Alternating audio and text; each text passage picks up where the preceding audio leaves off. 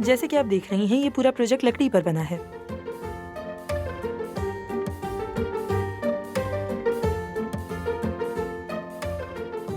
Heels भी कितनी नफीस पहनी है। जब से प्रेग्नेंट हुई हूँ फ्लैट जूते पहनती हूँ, बत्तख की तरह चलती हूँ मैं।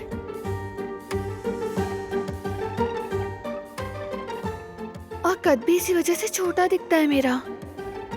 नहीं, ये सब मेरी ही गफलत है।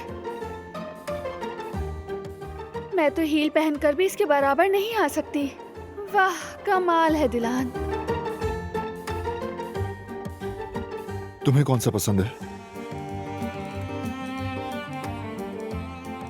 तुम ठीक हो? मैं ठीक हूँ बिल्कुल।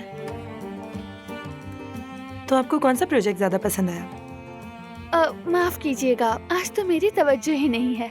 थक गई हूँ शायद, इसलिए फोकस नहीं कर पा रही। अगर चाहो तो आराम कर लो, मैं और मिस शूले कंटिन्यू कर लेंगे। नहीं, बिल्कुल नहीं।